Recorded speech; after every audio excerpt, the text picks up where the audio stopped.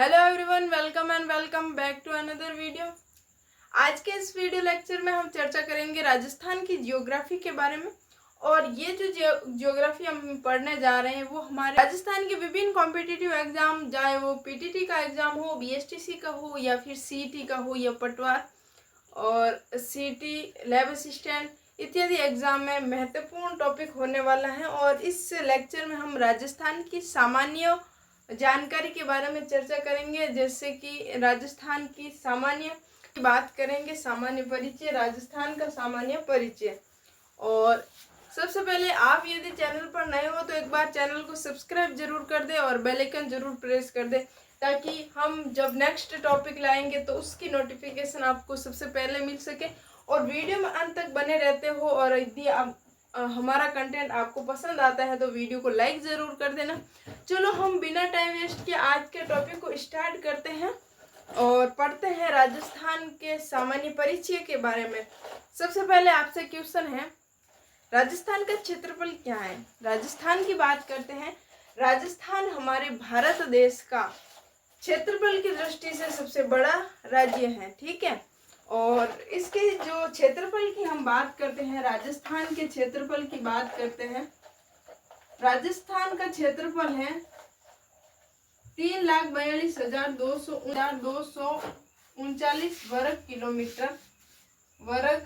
Kilometre, ठीक है। तो राजस्थान के क्षेत्रफल की बात करते हैं 34,22,39 वर्ग किलोमीटर। राजस्थान भारत देश का सबसे बड़ा क्षेत्रफल की दृष्टि से राज्य है और इसका क्षेत्रफल 34,22,39 वर्ग किलोमीटर है।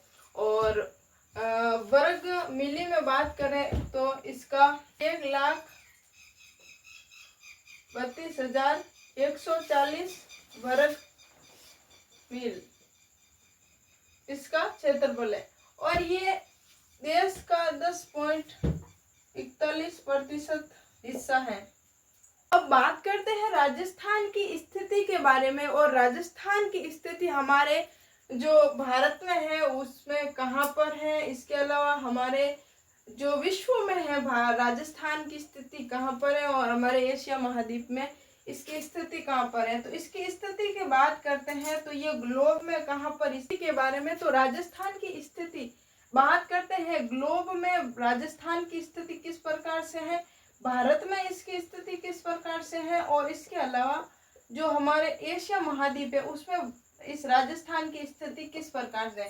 तो ग्लोब में बात करते हैं, ग्लोब में तो ग्लोब में जो राजस्थान की स्थिति है वो यहाँ पर है। यहाँ पर राजस्थान की स्थिति है तो ये उत्तर पूर्व दिशा में राजस्थान की स्थिति है। जबकि जो एशिया महाद्वीप है, एशिया महाद्वीप में इसकी जो स्थिति है वो कहाँ पर है, तो एशिया महाद्वीप में इसकी बात करते हैं तो ये है दक्षिण पश्चिम दिशा में, दक्षिण पश्चिम दिशा में इसकी स्थिति है। जबकि भारत में इसकी स्थिति कहाँ पर है, भारत में जो स्थिति है इसकी, यहाँ पर भारत है, भारत की, और जो भारत में इसकी स्थिति है वो है उत्तर पश्चिम, ठीक है। तो यहाँ पर हमने 3 चीजें सीखी है, ग्लोब और भारत। ग्लोब में भारत की स्थिति, एशिया महाद्वीप में भारत की स्थिति, और इसके अलावा राजस्थान की स्थिति भारत में, ग्लोब में, एशिया महाद्वीप में किस प्रकार से। 3 चीजों की बात हमने कर ली है। तो अब बात करते हैं, पहले हम इस टॉपिक को समझ लेते हैं, उसके बाद हम इसको एक नोट्स बना के, नोट्स के द्वारा हम पूरे लेक्चर को हम खत्म करने की कोशिश करेंगे, ताकि पहले समझना जरूरी है, फिर इसको लाइन बाय लाइन यहाँ पर ऐड कर लेंगे। अब बात करते हैं अक्षांशीय और देशांतरीय रेखाओं की। अक्षांश रेखाएं और देशांतर रेखाएं, जैसे कि हमने छोटी क्लासों में भी पढ़ा होगा अक्षांश रेखाएं और देशांतर रेखाओं के बारे में।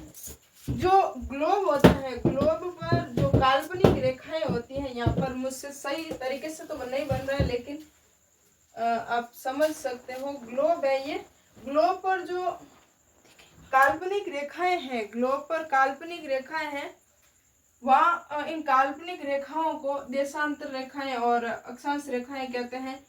अब जो देशांतर रेखाएं वो कौन सी है और अक्षांश रेखाएं वो कौन सी है, ये जो सबसे सेंटर में होती है, यहाँ पर सेंटर में ये है, मान लेते हैं जो सेंटर में लाइन होती है, काल्पनिक रेखा होती है, उससे भूमध्य रेखा कहते हैं। जो अक्षांश की जो पूर्व से पश्चिम की ओर होती है, पूर्व से पश्चिम की ओर जो होती है रेखाएं, उन्हें अक्षांश कहते हैं, जबकि उत्तर से दक्षिण की ओर होती है उसे देशांतर रेखाएं कहते हैं। देशांतर रेखाएं कहते हैं। रेखाएं कौन सी है? और भूमध्य रेखा ये सबसे सेंटर में जो होती है, सेंटर की जो अक्षांश रेखा है उसे कहते हैं भूमध्य रेखा। और जो देशांतर रेखाओं में जो सेंटर की रेखा होती है उसे कहते हैं ग्रीनविच लाइन। ठीक है, ग्रीनविच रेखा कहते हैं।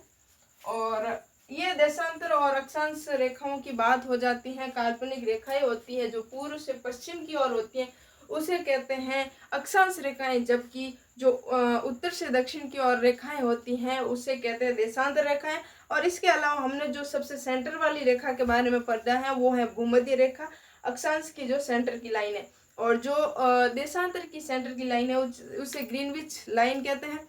और एक बात और, यहाँ पर एक रेखा से दूसरे रेखा में प्रवेश करने, सूर्य का प्रकाश जब एक रेखा से दूसरे रेखा में प्रवेश करता है तो उसमें कितना टाइम लगता है? उसमें 4 मिनट का टाइम लगता है। इसके अलावा अब बात करते हैं अक्षांश रेखाओं की संख्या कितनी होती है। अक्षांश रेखाओं की संख्या, और इसके अलावा देशांतर रेखाओं की संख्या। और इसके अलावा हम बात करते हैं दूरी मापना। दूरी किसके द्वारा मापी जाती है, जबकि समय की गणना किसके द्वारा की? अक्षांश रेखाओं के द्वारा दूरी का मापन किया जाता है। जबकि देशांतर रेखाओं के द्वारा जो समय की गणना होती है वो देशांतर रेखाओं द्वारा की जाती है।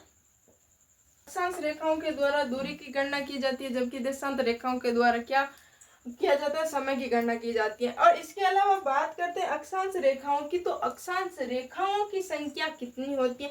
तो लगभग 169 होती है अक्षांश रेखाओं की संख्या। जबकि अक्षांशों की संख्या कितनी होती है? तो अक्षांशों की संख्या होती है 181। और देशांतर रेखाओं की संख्या होती है 360 रेखाएं। कितनी होती है? 360 रेखाएं। ठीक है।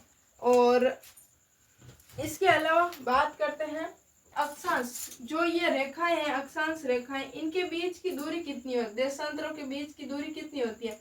तो अब बात करते हैं अक्षांशों के बीच की दूरी और देशांतरों के बीच की दूरी 111.13 किलोमीटर होती है, जबकि 111.32 किलोमीटर होती है देशांतरों के बीच। किलोमीटर तो होती है अक्षांश रेखाओं के बीच की दूरी, और जबकि 111.32 किलोमीटर होती है देशांतर रेखाओं के बीच की दूरी। अब इन चीजों को हम कुछ अच्छे तरीके से ऐड कर सकते हैं। तो अब इनको क्या हम ऐड कर लेते हैं यहाँ पर, ताकि हमें पढ़ने में भी आसानी होगी और अपन नोट्स भी अच्छे से बना पाएंगे। तो हमने छोटी छोटी चीज़ों के बारे में चर्चा कर ली है। इसके अलावा 0 डिग्री अक्षांश पर, 0 डिग्री अक्षांश यानी कि सबसे सेंटर में उसे भूमध्य रेखा, और 0 डिग्री देशांतर रेखाओं को क्या कहते हैं? Greenwich line. ठीक है।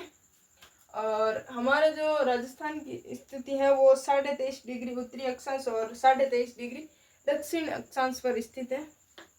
चीज़ों को पढ़ा है, जिनको समझा है, उनको हमने यहाँ पर ऐड किया है। सबसे पहले स्थिति की बात करते हैं ग्लोब पर। उत्तर पूर्व और भारत में राजस्थान की स्थिति, यहाँ पर राजस्थान की स्थिति दी हुई है। ठीक है। राजस्थान की स्थिति ग्लोब में कहाँ पर है? उत्तर पूर्व भारत में, उत्तर पश्चिम एशिया महाद्वीप में कहाँ पर है? दक्षिण पश्चिम दिशा में। ठीक है। इसके अलावा सबसे पहले पढ़ते हैं अक्षांश और देशांतर के बारे में। अक्षांश पूर्व से पश्चिम के मध्य ग्लोब पर काल्पनिक रेखाएं अक्षांश कहलाती है, और उत्तर से दक्षिण के मध्य ग्लोब पर काल्पनिक रेखाएं देशांतर कहलाती है।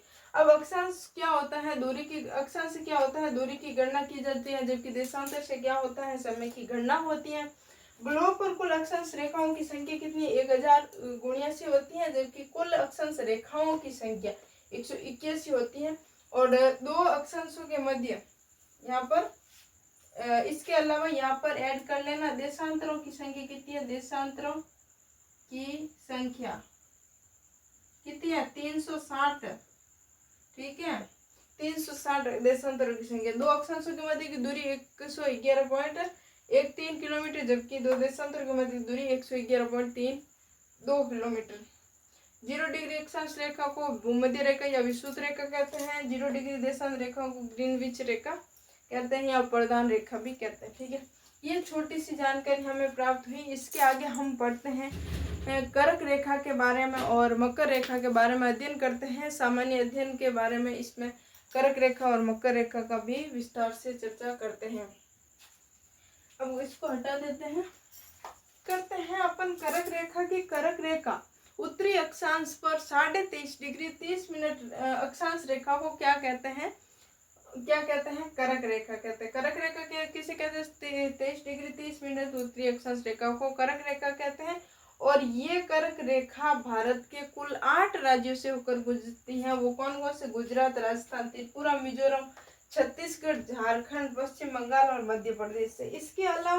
इसके अलावा जो सर्वाधिक लंबाई होती है कर्क रेखा की वो है एमपी में, यानी कि मध्य प्रदेश में, और सबसे कम होती है त्रिपुरा में।